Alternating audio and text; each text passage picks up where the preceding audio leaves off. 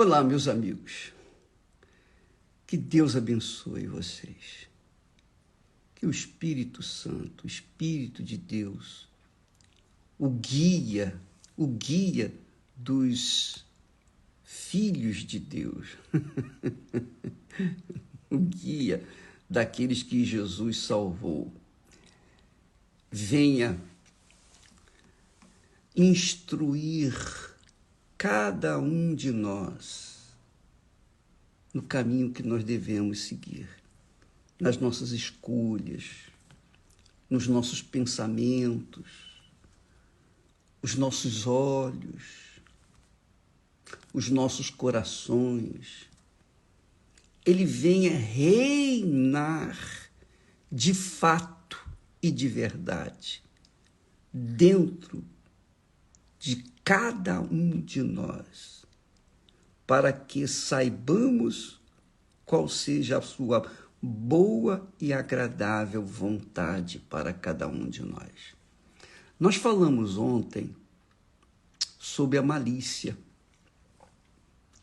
E parece besteira, parece tão simples, mas você não tem ideia de como é importante esta palavra que o apóstolo Pedro, conduzido pelo Espírito Santo, passa para nós, para você, para mim, para todos nós. Porque esta palavra chama atenção, acende a luz amarela de atenção para com algo que diz respeito a cada um de nós. A cada um de nós. Às vezes, e isso é o que mais acontece, especialmente dentro de igrejas. O que acontece? As pessoas que não têm o Espírito Santo não têm, obviamente, o discernimento espiritual para avaliar-se a si mesma. Ao invés de ficar olhando para si, elas ficam olhando para os outros. O diabo distraindo, o diabo balançando o chocalho para que a pessoa fique atenta aos seus maus olhados para com outras pessoas.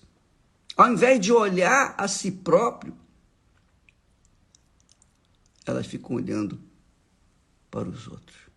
Isso é um perigo perigosíssimo. Você não tem ideia de como é sutil essa armadilha de Satanás. Desgraçado. Ele instrui, ele não vem e obriga os nossos olhos a serem maus, não. Ele apenas fala sutilmente. Ele sugere. Quando Satanás foi ter com Eva, ele logo lançou uma dúvida. Quando Eva estava atraída pela fruta proibida, então ele lançou uma dúvida. Olha, mas será que é a vontade de Deus que você não coma dessa fruta também? Em outras palavras. Às vezes é isso que acontece. Quando a gente olha com malícia, a gente está olhando para a fruta que Eva se encantou e levou o homem a cair. Porque ela caiu e não queria ficar só. Ela também quis levar o seu marido também a cair. E aí nasceu o reino do mundo, o reino das trevas, o reino de Satanás. O reino de Satanás é este mundo. É este mundo que foi gerado no pecado. Jesus veio a este mundo para salvar aqueles que dão atenção à sua palavra, não à palavra do diabo. Porque quem vive no reino deste mundo dá ouvidos à voz deste mundo. Mas quem vive no reino de Deus só dá ouvidos à palavra de Deus. Então, quando eu leio esse texto aqui, quando o Espírito Santo diz, deixando, pois, toda a malícia, e não só a malícia, e todo o engano, e não só o engano, e todo fingimento, e não só o fingimento, e invejas. Não só invejas, mas também todas as murmurações. Isso é muito forte. Isso é muito forte. Isso aqui, cada palavra dessa dá um livro para despertar a atenção daqueles que têm dormido, cochilado na fé. Amiga e amigo, o Espírito Santo, quando vem, ele nos dá a direção. Mas isso não significa dizer que ele vai nos guiar como guia um robô. Não. Ele nos orienta, nos guia, nos ensina, nos convence do pecado, da justiça, do juízo. Mas ele não impõe, não obriga, não. Ele é Deus. E ele respeita a nossa vontade. Ele respeita o nosso livre-arbítrio. Mas ele fala.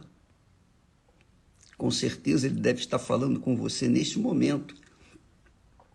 Porque quando você, por exemplo, apenas a título de exemplo, quando você vai numa igreja e fica olhando para a pessoa que está ao seu lado, ou a pessoa que está mais à frente ou atrás, ou que entrou com você, você fica observando os detalhes, a roupa que está vestindo, o cabelo que está usando, enfim, o penteado, a pintura, enfim, você está vendo o jeito daquela pessoa, quando você fica observando, é isso que o diabo quer. É exatamente isso que o diabo quer. Quer que a gente fique distraído com o colorido por exemplo, da maquiagem daquela mulher, daquela jovem, da roupa, ou então da beleza do rapaz, e coisa dessa natureza. Ele quer que você fique olhando. Sabe por quê? Quando você observa, imediatamente ele traz aquelas sugestões, aí nasce a curiosidade. E uma coisa vai puxando a outra. Então, é isso que o diabo quer. Ele quer desviar os seus olhos da palavra de Deus. Ele quer desviar os seus ouvidos da voz de Deus. Ele não quer que você preste atenção na palavra. Ele não quer que você preste atenção na letra da música que você está cantando ou do hino que você está cantando. Ele quer que você entre naquela sensação, naquela emoção da melodia. E quando você navega na emoção da melodia, sem atentar para o espírito da palavra naquela melodia, você entra em transe, chora, é comovida. E aí você pensa que isso é o Espírito Santo. Não, minha amiga e meu amigo. Não é mesmo. Não é mesmo. O Espírito Santo é palavra, é pensamento, é verdade, é luz. Não tem nada de sensacionalismo. Não tem nada de emoção. É de razão, raciocínio. Você pensa, você pesa, você avalia. Quando o Espírito Santo vem, ele faz a gente, ele instiga-nos a pensar, raciocinar. Por exemplo, essa palavra, quando Pedro fala, deixando, pois, toda malícia. Como é que vem a malícia? A malícia vem quando a gente começa a observar, notar, curiosamente, a fruta pendurada. A fruta do inferno. A fruta que faz a pessoa provar da desobediência à palavra de Deus. Então, antes de você olhar para os outros, ore para si. Eu quero, a título de exemplo, eu posso falar isso por mim, eu não posso falar pelos outros. Então, eu não estou aqui querendo apresentar algo fictício, uma filosofia. Eu quero falar da minha experiência na fé. Desde o dia em que eu pisei na igreja, a primeira vez, eu comecei a pensar no que estava escrito. Pensar na palavra de Deus. Seja no hino que eu cantava, seja na palavra pregada. O pastor falava e eu ia conferir na Bíblia se estava de acordo com o que estava escrito, que ele estava falando. E isso você deve fazer. Qualquer que seja o pastor, o bispo, qualquer que seja o pregador, eu quero que você sempre faça uma avaliação, pese as minhas palavras, sabe? Os meus ensinamentos, as minhas pregações de acordo com aquilo que está escrito. Se não bater o que está escrito na palavra de Deus, se o que eu falo não bate com a palavra de Deus, então não aceite. Não aceite. Porque eu sei que o Espírito Santo é comigo, mas eu sou homem e, portanto, sujeito a falhas. Então, eu não posso permitir que você venha sustentar a sua fé na minha palavra, na minha pregação, mas tem que ser na palavra de Deus. Isso é inteligência, isso é fé inteligente. Não é malícia, não. Você está usando o seu raciocínio, está certo? Você tem que conferir o que está escrito. Então, quando o Espírito Santo fala, deixando, pois, toda malícia, 100%, toda malícia. Quer dizer, não olhe para os outros, não observe os outros. Porque o que ele está falando aqui diz respeito a cada um de nós. Ele está falando aqui, Deus está falando aqui para cada cristão, não é para pessoas pontuais, não, é para todos nós, inclusive para mim. Então, deixai, pois, toda malícia. O que eu queria e quero enfatizar que no princípio da minha fé, eu sempre fiquei observando o que estava escrito, o que eu estava ouvindo. Eu pensava os pensamentos de Deus.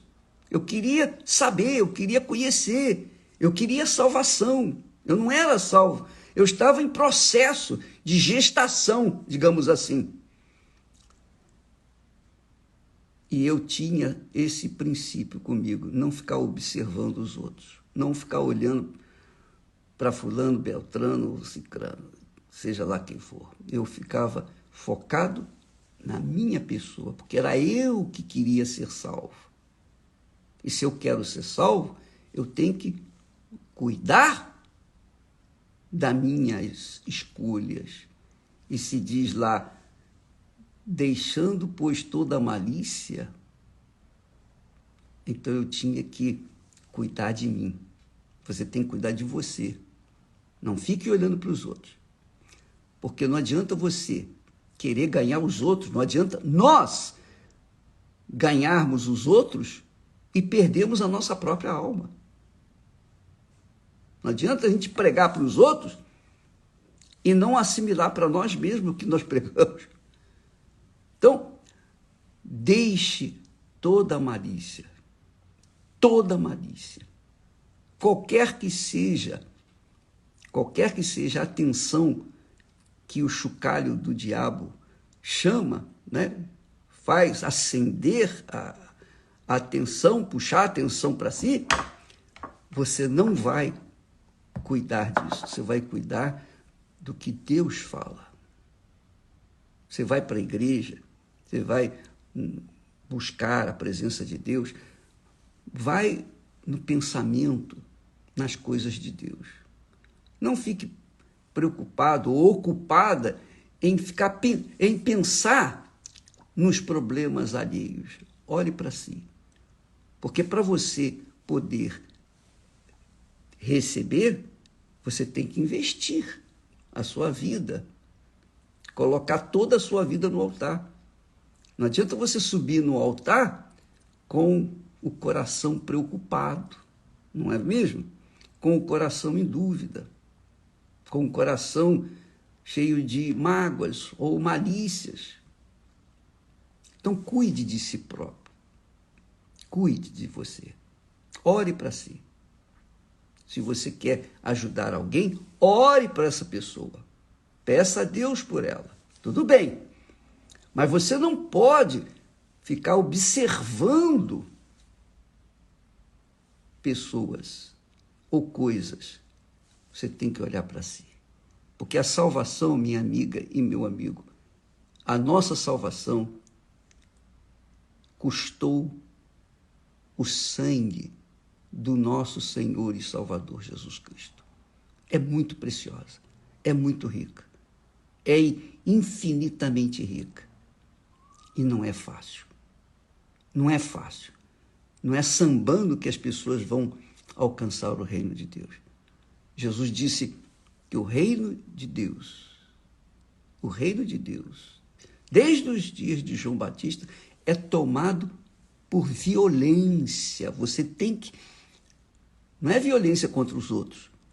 Você tem que violentar-se a si mesma, a si mesmo. Você tem que violentar o seu eu, seus desejos, suas cobiças, suas sensações, seus sonhos pessoais, seus projetos para este mundo. Você tem que investir no seu projeto para a eternidade, não para este mundo. Então, vale a pena você cuidar de si mesmo. Porque mesmo estando cheia do Espírito Santo, eu tenho visto muitas pessoas caírem, infelizmente, desgraçadamente. Eu observo, porque a gente está aí na luta para ganhar a alma daquelas pessoas que têm chegado até nós, lutando para levá-las a uma consciência de fé inteligente. Então, cuide de você. Não deixe nada desviar os seus olhos de si mesma e do autor da fé, que é Jesus. Deixando, pois, toda a malícia, todo engano, fingimentos, hipocrisia, invejas, ficar olhando para a vida dos outros. Ah, o fulano tem, eu também gostaria de ter. Faça isso. Olhe para si. Oh, meu Deus, o que o Senhor quer de mim? Seja feita a tua vontade na minha vida. Seja feita a tua vontade na minha vida. E o que o Senhor me der, eu te dou graças. Inveja, ficar com inveja. Você sabe o que acontece? Deixa eu falar para você uma coisa. O diabo suscita a inveja.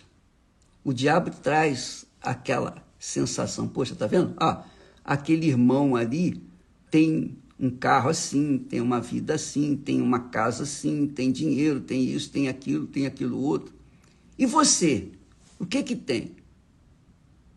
Então, eu quero julgar uma dúvida, para você ficar pensando, eu não tenho o que ele tem. Aí você começa a querer aquilo que ele tem. Só que você não sabe que aquela pessoa, de repente, está perdida. Ela está satisfeita com a riqueza deste mundo.